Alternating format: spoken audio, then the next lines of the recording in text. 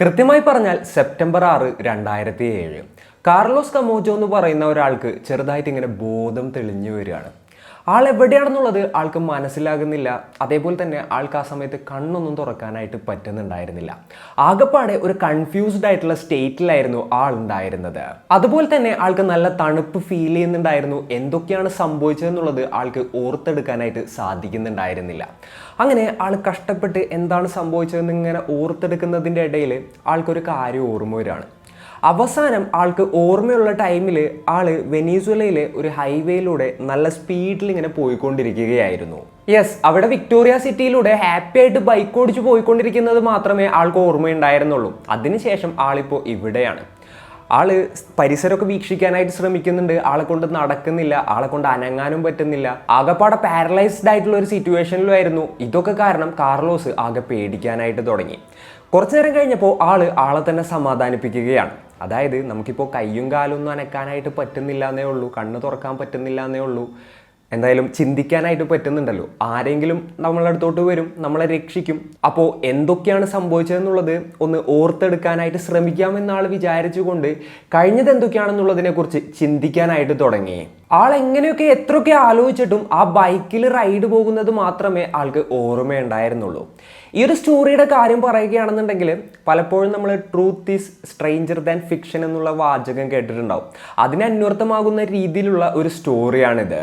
Yes, കേൾക്കുമ്പോൾ സത്യമാണെന്ന് തോന്നാത്ത കാർലോസിന്റെ കഥ തന്നെയാണ് ഇന്നത്തെ വീഡിയോയിലൂടെ നമ്മൾ സംസാരിക്കാനായിട്ട് പോകുന്നത്. Hello guys, welcome back to the channel. Razeen this side. Carlos എത്രയൊക്കെ ശ്രമിച്ചിട്ടും ആൾക്ക് ബോഡി അനക്കാനും പറ്റുന്നില്ല, അതേപോലെ തന്നെ കണ്ണ് തുറക്കാനും പറ്റുന്നുണ്ടായിരുന്നില്ല. നേരത്തെ പറഞ്ഞ പോലെ തന്നെ കഴിഞ്ഞ ദിവസം ബൈക്ക് റൈഡ് പോയത് മാത്രമേ ആൾക്ക് ഓർമ്മയുണ്ടായിരുന്നുള്ളൂ. കാർലോസിന്റെ കാര്യം പറയുകയാണെന്നുണ്ടെങ്കിൽ ചെറുപ്പത്തിൽ തുടങ്ങിയിട്ട് ബൈക്ക് റൈഡ്സിനോടൊക്കെ ഒരുപാടധികം എന്താ പറയുക, ഒരു പ്രിയമുള്ള ഒരാളായിരുന്നു ആള്. സ്ഥിരമായിട്ട് ഫ്രണ്ട്സിന്റെ കൂടെ ബൈക്ക് റൈഡുകൾ പോകുന്നത് ആളുടെ ഒരു ഹോബി ആയിരുന്നു. എന്നാൽ കഴിഞ്ഞ കുറച്ച് വർഷങ്ങളായിട്ട് ആളങ്ങനെ റൈഡും കാര്യങ്ങളൊന്നും പോവാറില്ല. ഇപ്പോഴാണെന്നുണ്ടെങ്കിൽ ഒരു 33 വയസ്സായിട്ടുണ്ട്. അതേപോലെ തന്നെ വിവാഹമൊക്കെ കഴിച്ചിട്ടുണ്ട്. സോ എന്താ പറയുക, അങ്ങനെ റിസ്ക് എടുക്കണ്ട അങ്ങനെയുള്ള ഒരു മൈൻഡിൽ ബൈക്ക് റൈഡൊക്കെ ആള് ഒരു സൈഡിലൊക്കെ വെച്ചിട്ട് തൻ്റെ സ്വസ്ഥമായിട്ടുള്ള ജീവിതം മുന്നോട്ട് നയിച്ചുകൊണ്ടിരിക്കുകയായിരുന്നു. അപ്പോൾ ഈ ഒരു ബൈക്ക് റൈഡ് എങ്ങനെയാണ് പോയതെന്നുള്ളത് ആൾ ഓർത്തെടുക്കാനായിട്ട് ശ്രമിക്കുകയാണ്. അപ്പോഴാണ് ആൾക്ക് ഓർമ്മ വന്നത് ആളുടെ ഒരു പഴയ സുഹൃത്ത് വിളിച്ചിട്ടാണ് ആൾ പോയതെന്നുള്ളത്.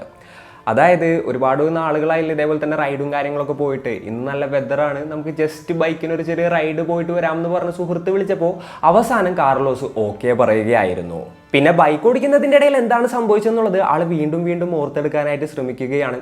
വിക്ടോറിയ സിറ്റിയിലായ ഒരു ഹൈവേയിലൂടെ ആളിങ്ങനെ നല്ല സ്പീഡിൽ പോകുന്നുണ്ട്. അതിനുശേഷം ആൾ വലത്തോട്ടൊരു തിരിയുന്നുണ്ട്. അത്രയും തന്നെ ആൾക്ക് ഓർമ്മയുള്ളൂ. അതിനുശേഷം കട്ടാണ്. പിന്നെ ഇപ്പോഴാണെന്നുണ്ടെങ്കിൽ കയ്യോ അനക്കാൻ പറ്റുന്നില്ല, കാലോ അനക്കാൻ പറ്റുന്നില്ല, കണ്ണു പോലും തുറക്കാൻ പറ്റാത്ത ആകെ പാരലൈസ്ഡ് ആയിട്ടുള്ള ഒരു സ്റ്റേറ്റിലും കിടക്കുകയാണ്. അപ്പോൾ ആളുടെ ബോഡി ഇങ്ങനെ ഫീൽ ചെയ്യാനായിട്ട് തുടങ്ങി. അപ്പോൾ ആളുടെ 2 കൈകളും ഒരു ടേബിളിൻ്റെ അവിടെ നിന്ന് ഇങ്ങനെ പുറത്തോട്ട് ഇങ്ങനെ വീണ് കിടക്കുകയാണ്. അതേപോലെ തന്നെ ആളുടെ നടുവിൽ എന്തോ ഒരു ലോക്കൊക്കെ ഇട്ടിട്ട് ചെസ്റ്റ് കുറച്ചിങ്ങനെ പൊക്കി വെച്ചതായിട്ടൊക്കെ ആൾക്കിങ്ങനെ ഫീൽ ചെയ്യാണ്. അങ്ങനെ ആൾ ചുറ്റുപാടും പരിസരമൊക്കെ കൂടുതലായിട്ട് ശ്രദ്ധിക്കാനായിട്ട് തുടങ്ങി. അപ്പോൾ 2 പേരുടെ സൗണ്ട് ആൾ കേൾക്കുകയാണ്. അപ്പോൾ ആൾക്ക് മനസ്സിലായി താൻ അവിടെ ഒറ്റയ്ക്കല്ല, ആരോ 2 പേരുണ്ട്. അതേപോലെ തന്നെ സൗണ്ട് അടുത്തടുത്തോട്ട് വരുന്നതായിട്ടും ആൾക്ക് മനസ്സിലാവുകയാണ്. സോ ആരൊക്കെയോ നമ്മൾ രക്ഷിക്കാനായിട്ട് വരുന്നുണ്ട് എന്നുള്ളതായിരുന്നു ആൾ കരുതിയത്. അവർ തൊട്ടടുത്ത് വന്ന് നിന്നതുവരെ കാർലോസിന് മനസ്സിലായി അവരോട് കമ്മ്യൂണിക്കേറ്റ് ചെയ്യണമെന്ന് ആൾക്ക് ആഗ്രഹമുണ്ട്. എന്നാലോ വാ തുറക്കാനായിട്ട് പറ്റുന്നില്ല, അതേപോലെ തന്നെ കണ്ണ് തുറന്നത് നോക്കാൻ പോലും പറ്റുന്നില്ല. അപ്പോൾ അവരുടെ സംസാരമാണെന്നുണ്ടെങ്കിലും ആൾക്ക് വലിയ ക്ലിയർ ആകുന്നുണ്ടായിരുന്നില്ല. അപ്പോൾ അതിൻ്റെ ഇടയിൽ ആൾക്ക് കവിളിൽ എന്തോ ഒരു മെറ്റൽ ഒബ്ജക്റ്റ് വെച്ചതുപോലൊരു ഫീൽ ചെയ്യാണ്. പിന്നെയാണ് ആൾക്ക് മനസ്സിലായത് അതൊരു ഷാർപ്പായിട്ടുള്ള മെറ്റൽ ഒബ്ജക്റ്റ് ആണ്.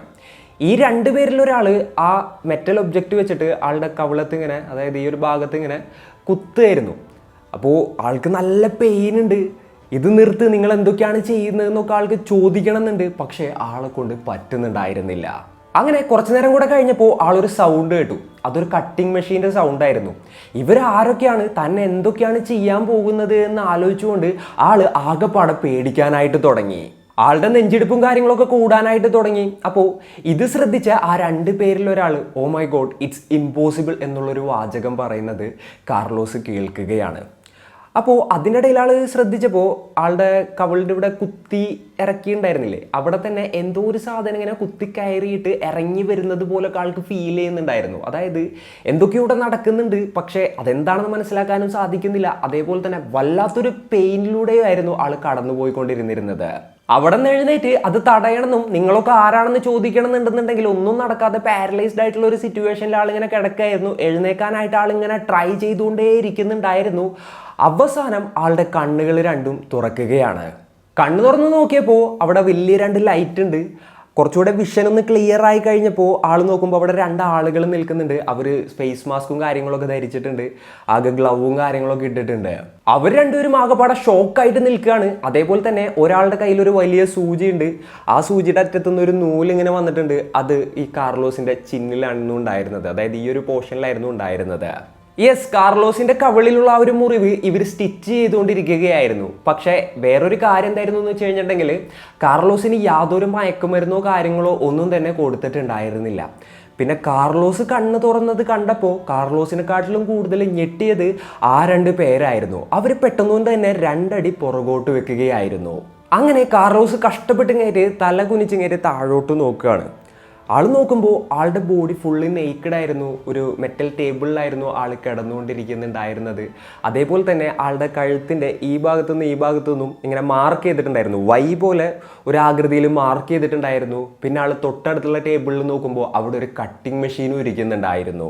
ഇത്രയൊക്കെ കണ്ടതിന് ശേഷമാണ് ഏകദേശം എന്തൊക്കെയാണ് സംഭവിക്കുന്നത് എന്നുള്ളതിനെ കുറിച്ചുള്ള ഒരു ഐഡിയ ഈ കാർലോസിന് ലഭിക്കുന്നത്.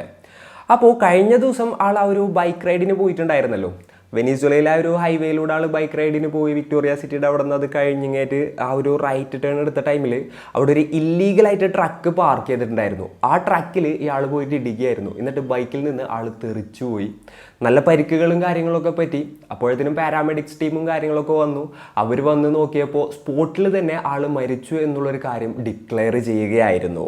അതിനുശേഷം ആളെ മോർച്ചറിയിലോട്ട് കൊണ്ടുപോയി ഓട്ടോപ്സി ചെയ്യുന്നതിന് വേണ്ടിയിട്ട് ഈ 2 സ്റ്റാഫ് എന്താ ചെയ്തതെന്ന് വെച്ച് കഴിഞ്ഞിട്ടുണ്ടെങ്കിൽ ആളൊരു മെറ്റൽ ടേബിളിൽ കിടത്തി. അതേപോലെ തന്നെ ആളുടെ നെഞ്ചിൻ്റെ ഭാഗം കുറച്ച് പൊക്കി വെച്ചു. ഇവിടെ കട്ട് ചെയ്യുന്നതിന് വേണ്ടിയിട്ട് വൈ പോലെ ആ ഒരു എന്താ പറയുക മാർക്കിങ്ങും കാര്യങ്ങളൊക്കെ ചെയ്തു.